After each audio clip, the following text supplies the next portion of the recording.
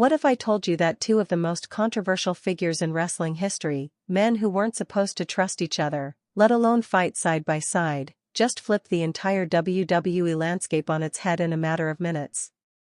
Tonight on WWE SmackDown Live, Roman Reigns and CM Punk did the unthinkable. They joined forces and delivered one of the most violent, calculated, and symbolic ambushes in recent wrestling memory.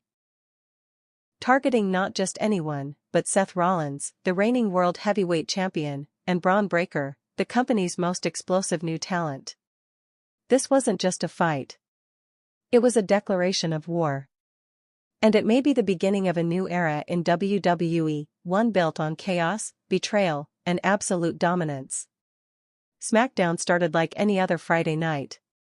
Big promos were hyped. Matches were teased.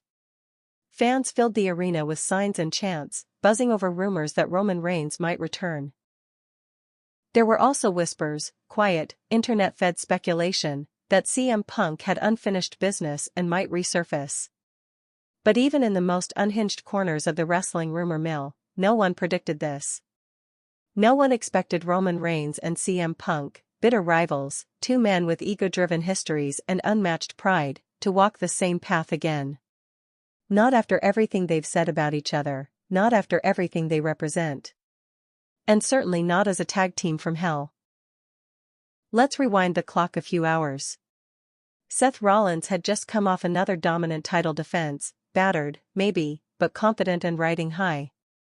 He was set to address the WWE Universe and talk legacy. Respect. The future. Meanwhile, Bron Breakker had just put on a clinic earlier in the show, earning a wave of fan respect with a clean and brutal win. The crowd was fired up. The commentary team was selling it like a night for the next generation. Then the lights dimmed. 3 seconds of darkness. Silence from the production truck. No video packages. Just confusion. Some fans thought it was a glitch. Others grabbed their phones, hoping to catch a moment they didn't yet understand. And then, boom. Roman Reigns' music hit. The crowd popped, then shifted. Screams turned to stunned gasps. The camera caught Rollins looking up the ramp, still holding the mic, eyebrows raised but not alarmed, yet. Roman walked out, alone. No Paul Heyman. No bloodline. He looked mean. Focused. No smirk, no charm. Just steel in his eyes and purpose in his stride. Rollins squared up in the ring, clearly ready for words or fists. The WWE Universe was still catching its breath when it happened again, blackout. This time, it lasted longer. The crowd erupted in confusion and cheers. Then a different entrance hit. CM Punk. Chicago's own, standing at the top of the ramp in his hoodie, arms crossed, face unreadable. A live grenade disguised as a man. The camera cut to Seth Rollins again. No longer amused. No longer puzzled. Just calculating. Then it cut to Bron Breakker backstage watching a monitor, his jaw tightening. The trap had been set. Within seconds, Punk sprinted to the ring. Roman followed. The commentary team barely had time to react before the first punch was thrown. Rollins went down fighting. Bron Breakker stormed out to try to even the odds. He lasted less than a minute. The tribal chief and the best in the world tore through him with clinical precision. What we witnessed wasn't a scuffle.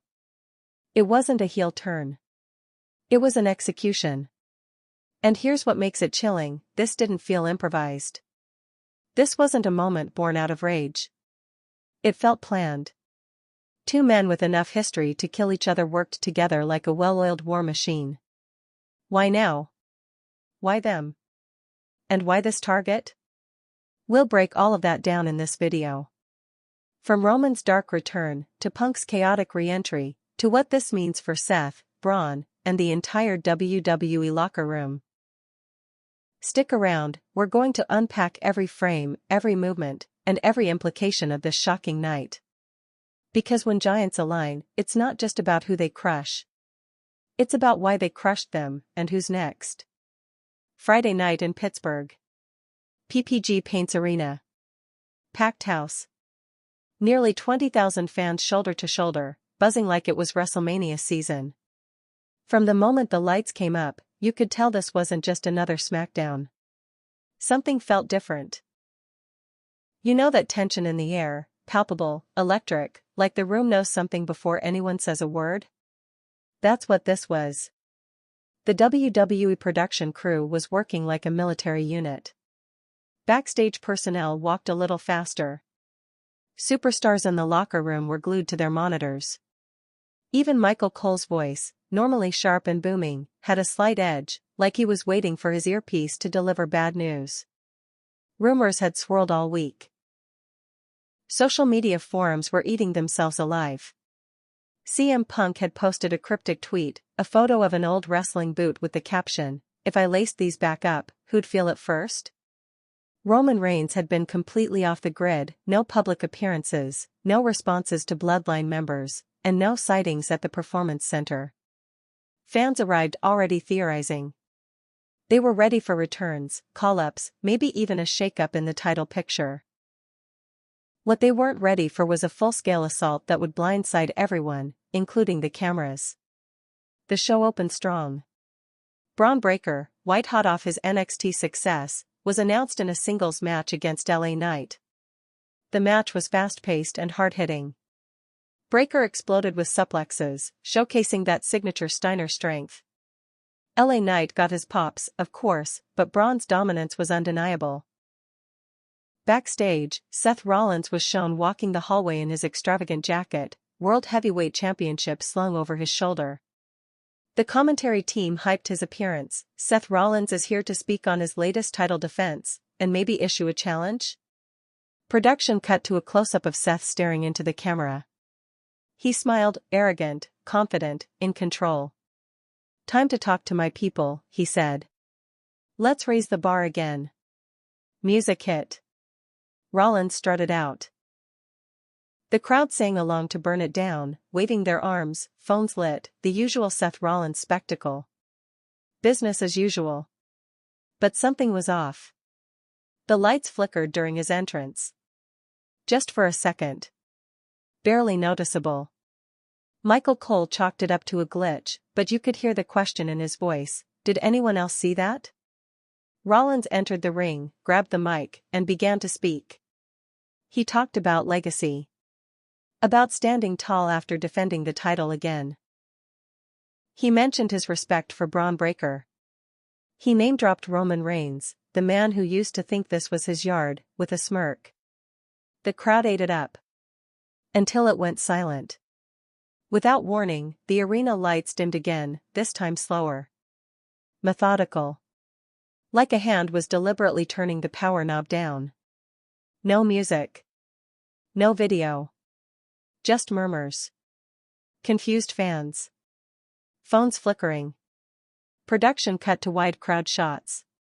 Cole whispered, "Something's happening, folks, this isn't in the script." And then... Nah. Roman Reigns theme. Thunderous.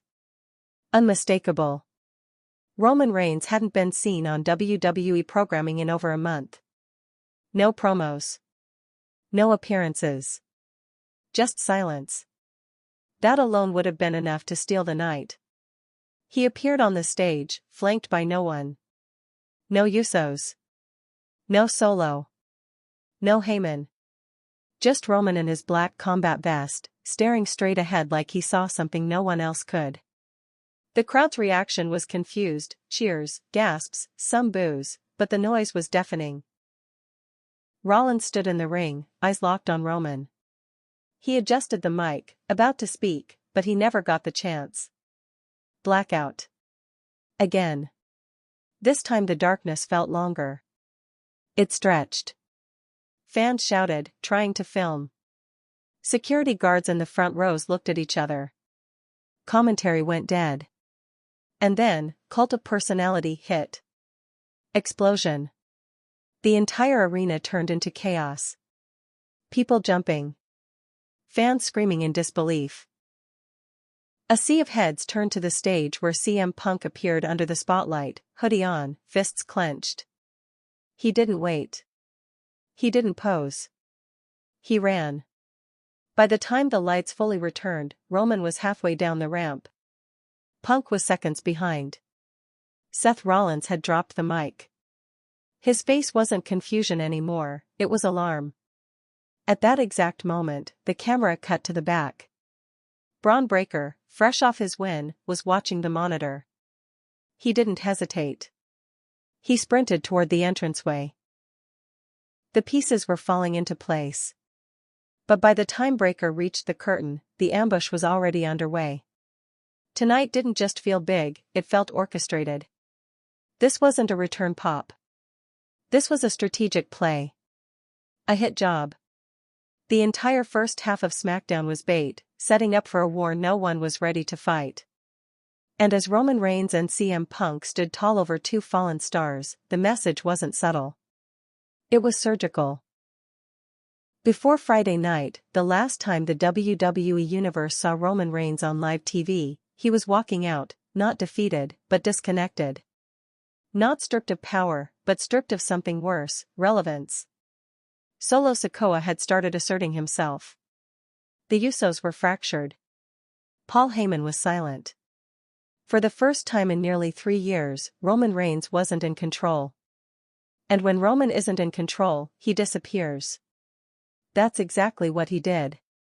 For weeks, there were no public sightings. No cryptic Instagram posts. No tribal addresses. Just a vacuum. And in WWE, power doesn't like a vacuum, it gets filled. Seth Rollins was rising. Bron Breakker was making headlines. Even Cody Rhodes' name was being floated as the face of the company.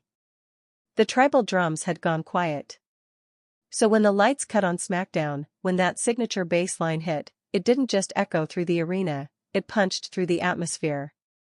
It didn't feel like a return. It felt like an audit. Roman Reigns was back, and he was here to collect. He didn't walk out with fire. He didn't storm the ring. He walked slowly, like gravity was heavier beneath his boots. There was no pyro. No finger to the sky. He didn't acknowledge the crowd because he didn't have to. They acknowledged him. But this wasn't the Roman of WrestleMania. It wasn't the smirking, champagne-sipping head of the table. This Roman looked stripped down. Focused. Leaner, meaner. Dressed for war. And that's what shook people. Because Roman Reigns isn't a man who gets angry. He gets strategic. He doesn't make surprise appearances to pop ratings.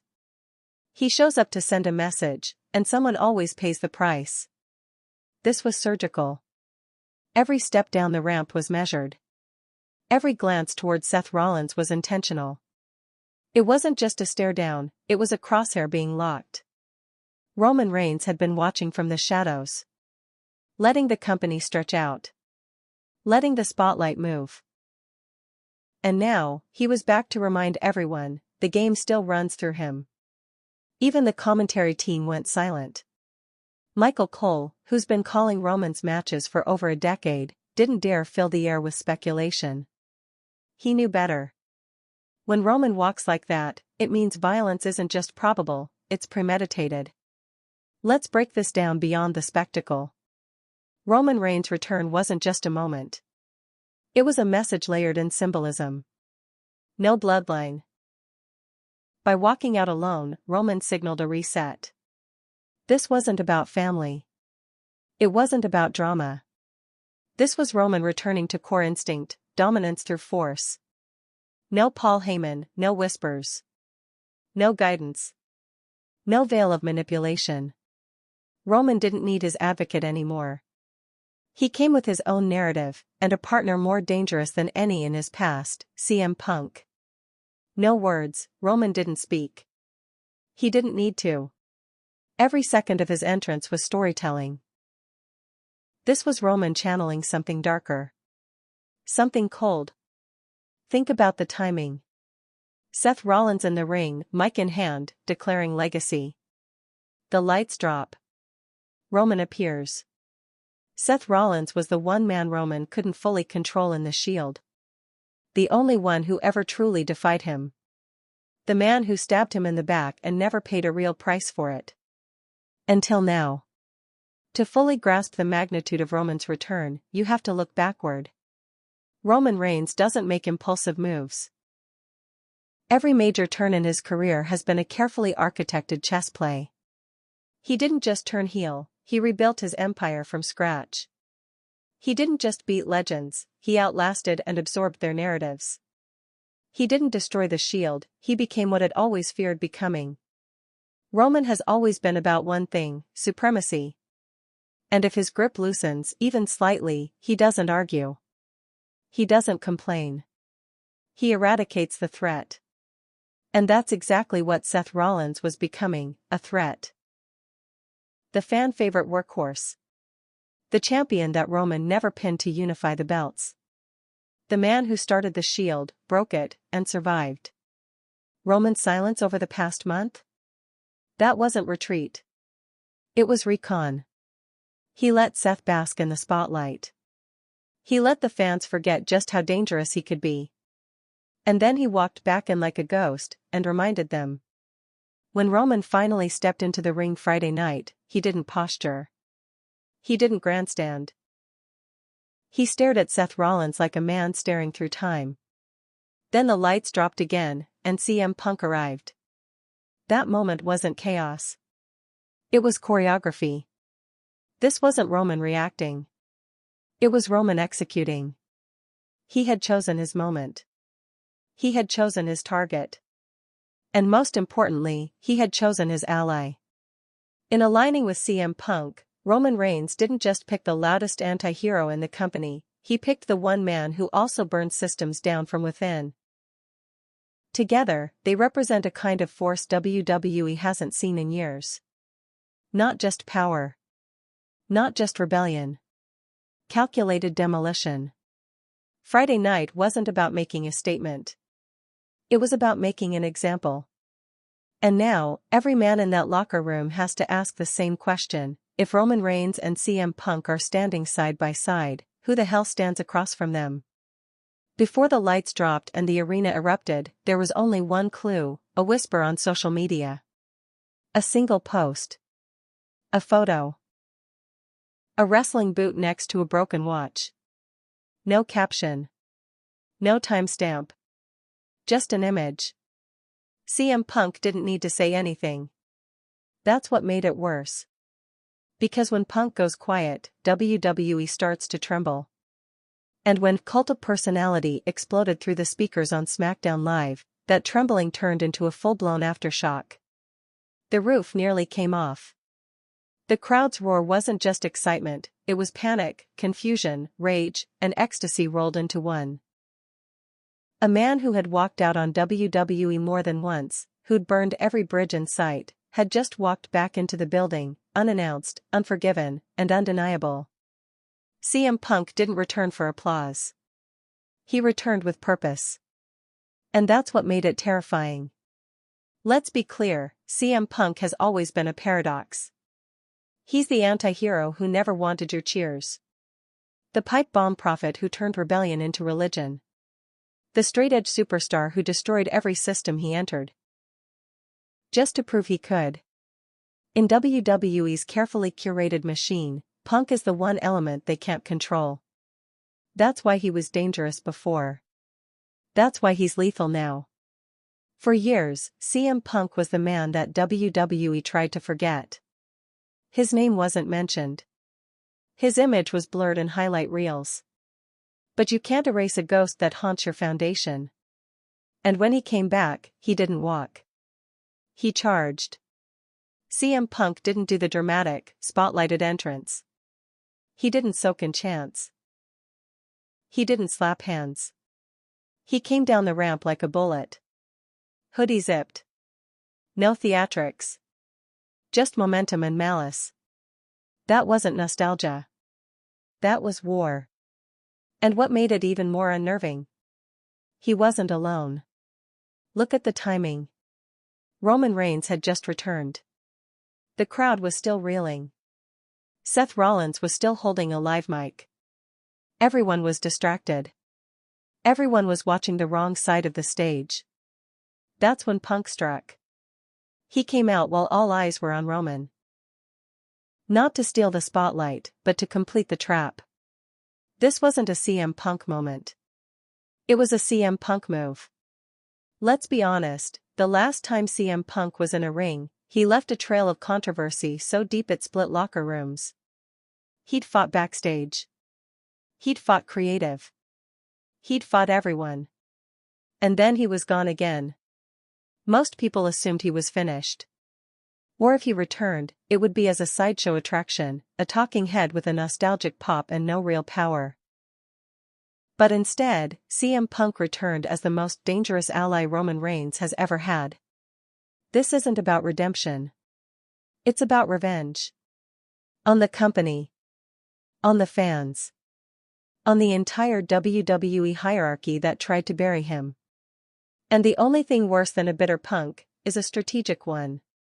To understand how CM Punk fits into this moment, you have to go all the way back to the wounds that made him. He wasn't supposed to make it. Not in WWE. Not with his size. Not with his style. Not with his mouth. But he broke through. He clawed his way to the top and, briefly, owned the company. That 434-day title reign? That wasn't just dominance. It was a rebellion with gold. But it didn't last. He got sidelined. Passed over. Injured. Ignored. And when he walked out in 2014, it was with venom in his voice. I'm done being disrespected. I'm done being used. I'm done being quiet. He meant it. For years, his name was toxic in WWE. But the truth is, Punk never needed WWE to stay relevant. WWE needed Punk to stay human. Now he's back. Not for closure. Not for a curtain call. But to rip open the wound he left behind. And when he stood next to Roman Reigns in that ring Friday night, two titans forged in fire, it wasn't a partnership. It was an agreement. Roman wants dominance. Punk wants destruction. Both want control. Here's what's terrifying, no one knows what CM Punk wants now. That makes him unpredictable. But unpredictability isn't his weakness, it's his weapon. If Roman is the hammer, Punk is the fuse. One is cold. One is volatile. Together? They can't be stopped. Not by logic. Not by legacy. Not by anyone holding a title belt. We've never seen this version of CM Punk before. Not tethered to nostalgia. Not forced into underdog stories. Just, unleashed. And when he hit that ring Friday night, target locked on Seth Rollins, he didn't just attack a former peer. He attacked the face of the system. The system that still doubts him. The system he's about to tear down again, brick by brick. Make no mistake, CM Punk is back. But this isn't a return. It's a reckoning. Seth Rollins walked into Friday Night SmackDown wearing gold, grinning like a man who had nothing to fear. The World Heavyweight Championship sat perfectly on his shoulder, polished, centered, unshakable. His sunglasses covered his eyes, but not the swagger. That signature half-arrogant, half-sinister smile? It was back. Full force. He had every reason to be confident. Just last week, Rollins went bell to bell with a top contender and walked out champion. No outside help. No shortcuts. No screwjobs. Just skill. Endurance. Command. He wasn't the former Shield member anymore. He wasn't the guy who turned on Roman. He was the guy. The champion. The face. The last man standing from a generation of chaos. The fans sang his theme with religious commitment. Burn It Down wasn't just a chant anymore, it was an anthem. And for a few precious minutes, Seth Rollins looked untouchable. That's what made what came next so devastating. Because this wasn't a man caught off guard. This was a king blindsided in the middle of a coronation. Inside the ring, Seth paced. Jacket shimmering. Belt glinting. The crowd chanted. Phones were up. It was the perfect storm of momentum. He brought the mic to his lips and didn't waste time. You see this? He said, raising the championship. This isn't just a title. It's a message. It means I run this show. It means Friday nights belong to the future, and not to the ghosts of the past. The line drew a loud pop. But beneath the surface, it was a direct shot, one aimed clearly at Roman Reigns. Rollins had been waiting to say it. You could tell. For months, he'd taken the high road, pretending that Roman's absence didn't bother him. That his own championship wasn't overshadowed by Roman's previous run. That he didn't care who still called Roman the real champion. But he cared. You could hear it in his voice. Feel it in his cadence. He continued. Let me make something real clear, he said, pacing slowly, letting the crowd breathe. Roman Reigns? CM Punk? If you're watching, if you're backstage, you're not the threat anymore. I am. He grinned. That venomous, cocky grin. The crowd popped again. Seth Rollins had never looked more sure of himself. And then, the lights dimmed. At first, it seemed like nothing. A flicker. A brief dip. Production error, maybe. A tech guy brushing a wrong button. But Rollins paused. Just slightly. Not fear, awareness. He chuckled. What, the lights can't handle this much truth. The crowd laughed. Michael Cole tried to cover on commentary. Just a little power hiccup here, folks. But it wasn't a hiccup. It was the first move in a calculated takedown. Rollins kept going. Let's not pretend we don't know what's going on, he said, scanning the crowd now. People backstage are scared. Scared of change. Scared of guys like Bron Breakker coming up. Scared of me holding this championship with no help and no shortcuts. Then the lights cut completely. The blackout was instant and total. No ambient arena lighting. No Titantron glow. Just cell phone flashes and gasps. And then, the beat. That slow, tribal, ominous rhythm that meant one thing.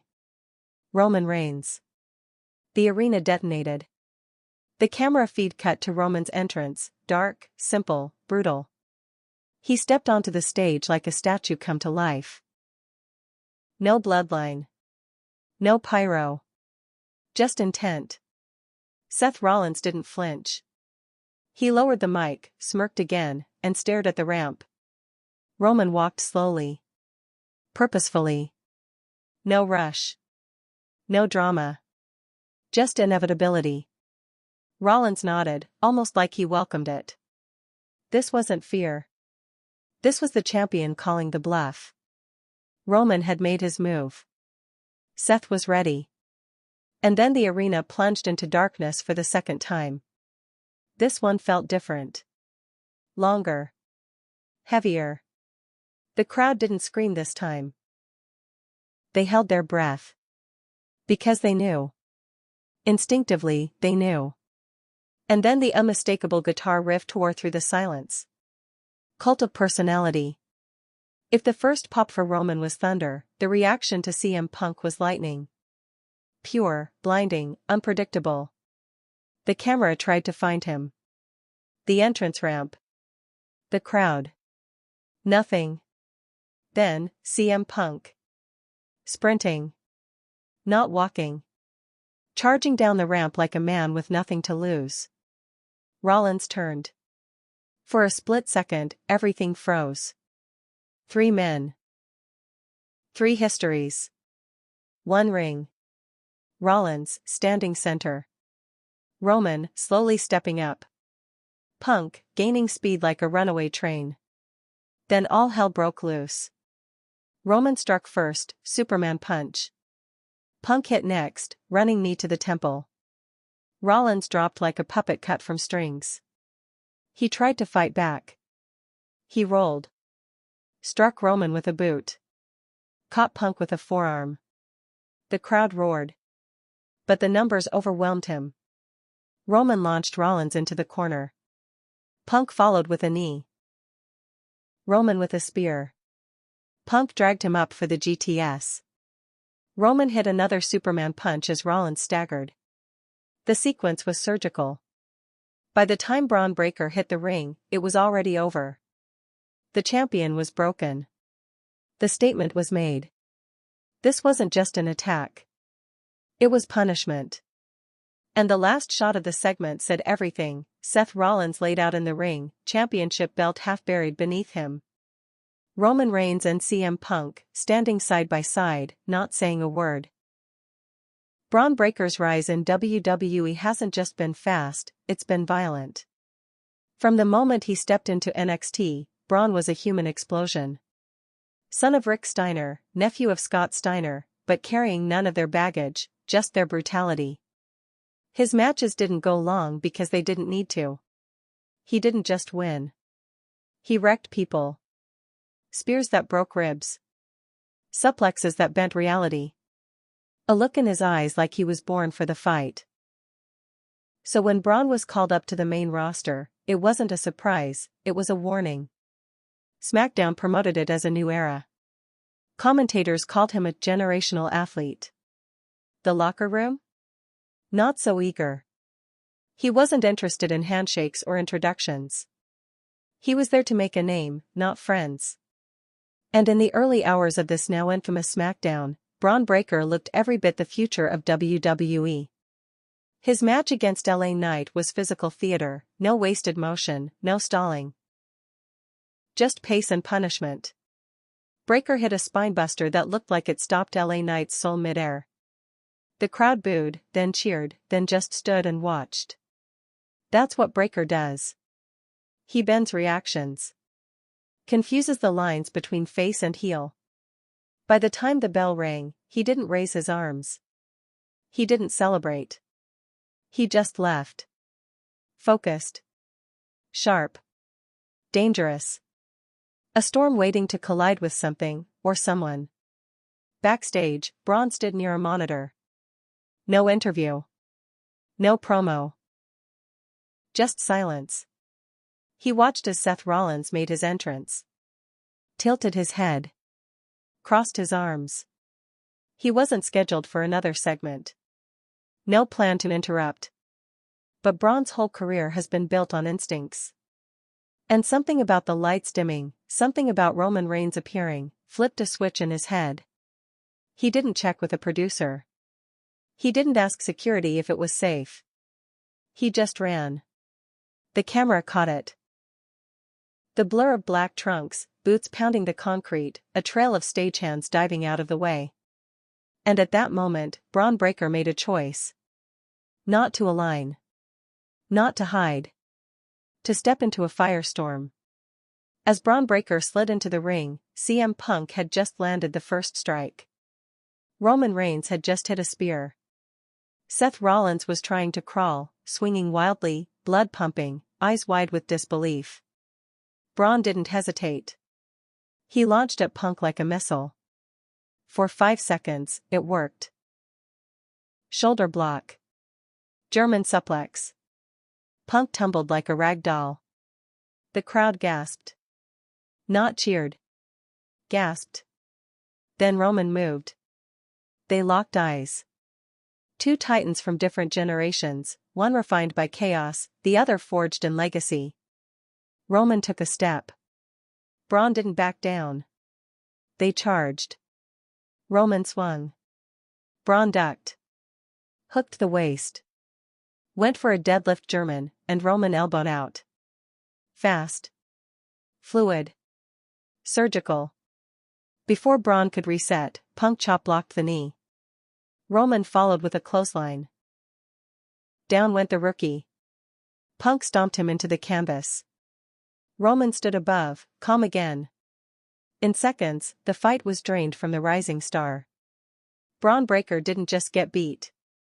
He got exposed, not for lack of talent, but for lack of experience. There's a difference between power and presence. Between speed and strategy. Bron had all the tools. What he didn't have was timing. Tactics. That sixth sense veterans develop in wars. Roman had it. Punk had it. Bron? Not yet. That was the story. Not that Bron wasn't good enough. That he wasn't ready. The commentary team sold it hard. Breakker's got the raw talent, but tonight, he ran into a different kind of monster. And the fans saw it in real time. Their new favorite? Broken. Not just physically. But emotionally. Because this wasn't a match. It wasn't sanctioned. It wasn't a proving ground. It was an ambush. Here's the key question: what does this do to Bron Breakker? A guy like him doesn't take losses quietly. He doesn't go to the back and shake hands. He internalizes. He rages. He recalibrates. But this wasn't a typical loss. It was a very public humiliation. A young lion stepping into the ring with two warlords and getting dismantled. So what happens next? Does Bron come back with more rage, more speed, more recklessness? Does he hunt CM Punk and Roman Reigns for redemption? Or does he join them? That's what makes Bron dangerous now. He's been tested. Broken. Marked. And marked men don't always follow the path you expect. He might rise as a hero. He might burn it all down. But one thing's for sure, he will not forget what happened in that ring. The moment the camera cut to black, something changed, not in the ring, not just in the arena, but in the emotional pulse of everyone watching. This wasn't your usual SmackDown spot. This wasn't surprise interference or a mid-match brawl. This was methodical violence. A message. Roman Reigns and CM Punk didn't rush. They didn't scream. They didn't showboat. They executed. That's what made it terrifying. In wrestling, chaos is usually loud. This was quiet. A quiet that hurt. A quiet that made it feel real. And when the lights came back on and Roman stood face to face with Seth Rollins, his Shield brother, his longtime rival, the man who once stabbed him in the back, there were no words exchanged. Just impact. Roman struck first. A Superman punch that cracked through Seth's jaw like a hammer through glass. Rollins didn't crumble, he bounced off the mat and tried to get up. He's always been a survivor. But Punk was already there. Flying knee. Clean. No wasted motion. He caught Rollins across the side of the face just as he turned. Down. Rollins tried to roll out of the ring. His instinct was to reset the fight. But that's when Roman grabbed him by the hair, yanked him back up, and hit the spear. Not the big crowd-pleasing one. The tight one. The brutal, close-quarters one. This wasn't about spectacle. It was about suffocation. Seth clutched his ribs. Moved again. Still crawling. Punk walked up, leaned down, and smiled. Then lifted Seth to his feet with one hand behind the neck and muttered something no one could hear. Something for Rollins. Something personal. Then, go to sleep. Rollins fell like a man shot. Just as Roman and Punk stood above the wreckage of Seth Rollins, the crowd erupted again. Bron Breakker. Sprinting. Breathing fire. He hit the ring like a linebacker. For 10 seconds, the crowd believed. They believed in the rookie. In the idea of justice. In the wrestling logic that said this is where the hero fights back. Bron leveled Punk. Exploded on Roman with a spear. Slammed Punk with a belly-to-belly suplex that had the audience on their feet. And then Roman cut him off. No build-up. No counter-wrestling. Just a perfectly placed elbow and a low knee. Bron stumbled. CM Punk got up. Knee to the ribs. Back kick to the face. Roman hit the ropes and delivered a spear of his own. Then both men looked down at Breakker. The silence that followed was worse than any chant. The air went cold. Now it wasn't just an attack, it was an exposure. Roman mounted Breakker and rained down closed-fist shots. This wasn't sports entertainment. This was a public dissection. Punk stood nearby, pacing. Watching. Then he dropped to the outside, pulled up the ring apron, and pulled out a chair. The audience gasped. Some booed. Others screamed. Everyone knew what was next. Punk slid the chair in. Roman picked it up. Bron tried to rise. Roman jabbed the edge of the chair into his midsection, then drove it down across his back. Once. Twice. A third time. The chair bent. Punk rolled back in. Replaced it with a second. This time, they turned to Seth, still down. Still writhing. Still alive. Roman dragged him by the foot into the center of the ring. Punk stood over him. Then looked at Roman. No words. Just nods. Roman lifted Seth. Punk steadied the chair. Second GTS. Seth's head hit steel. The crowd erupted in boos. Others just stood silent. The line between kayfabe and realism had officially blurred. Something subtle changed. Normally, WWE cameras get closer during beatdowns. They zoom. They get reactions. They try to sell the emotion. This time, they pulled back. Why? Because the beatdown was no longer about physicality, it was about power. And WWE was now portraying that power as too dangerous to glorify. Roman and Punk weren't just wrestlers anymore. They were insurgents. And this was their mission accomplished. Roman Reigns stood tall, breathing hard but calm. CM Punk leaned in the corner, crouched like a predator catching his breath. Bron Breakker lay face down, motionless. Seth Rollins twitched slightly, blood, or the illusion of it, trickling from his lip, his fingers curling around the edge of the mat like a man trying to hold on to reality. The crowd didn't cheer. They didn't boo. They watched. Because something had shifted. This wasn't a rivalry. This wasn't heel heat. This wasn't a setup for a six-man tag next week. This was warfare. Two kings stood over the ruins of the kingdom they used to fight against. And they weren't there to compete. They were there to take it all. As cameras cut to black and the credits rolled, SmackDown may have ended for the audience, but inside the arena, the story was just beginning. Backstage, the atmosphere wasn't electric. It wasn't tense. It was frozen. What had just unfolded wasn't part of the usual rhythm. Superstars watching on monitors didn't clap. No high fives. No post-segment interviews. What happened in the ring was beyond storyline, it felt personal. It felt real. And that's why the locker room didn't react with typical outrage or scripted concern.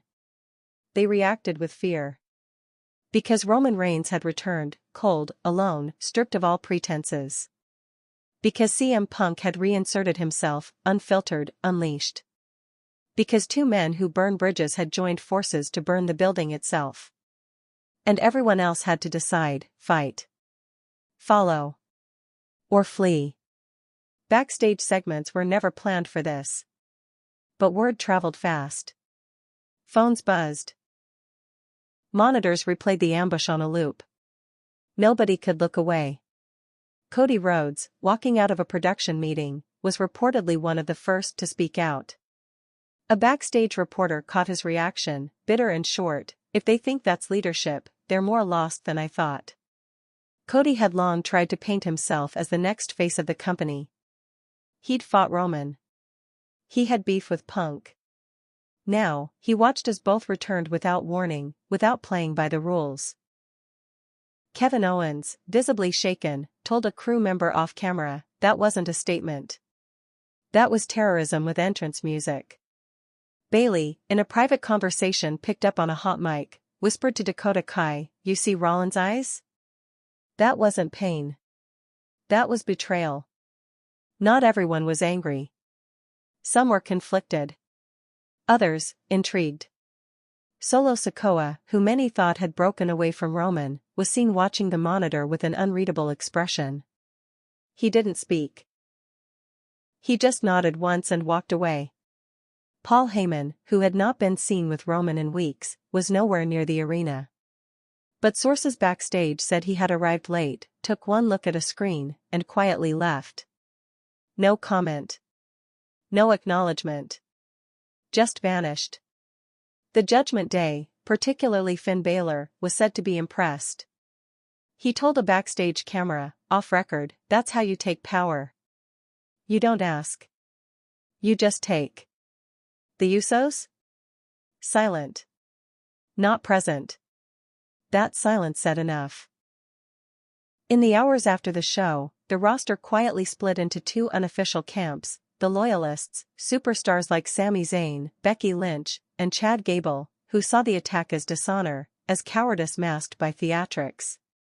The survivalists, names like Damian Priest, Austin Theory, even Logan Paul, who respected what Roman and Punk did, even if they didn't condone it. Because in WWE, momentum matters more than morality. And right now, Roman and Punk had all the momentum. That's why some weren't just frightened, they were calculating.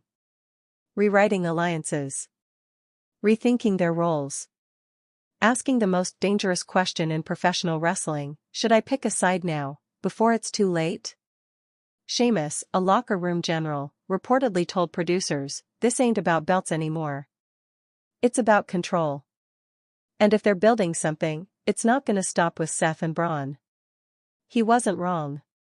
The message behind the assault was layered. Seth Rollins wasn't just a champion, he was the standard bearer. Bron Breakker wasn't just a rookie, he was the future.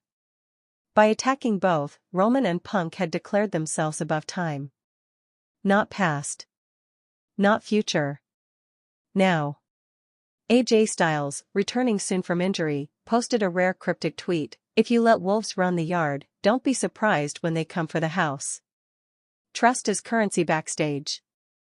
And after this, it was gone. Producers scrambled. Creative meetings were called late into the night. Security was beefed up.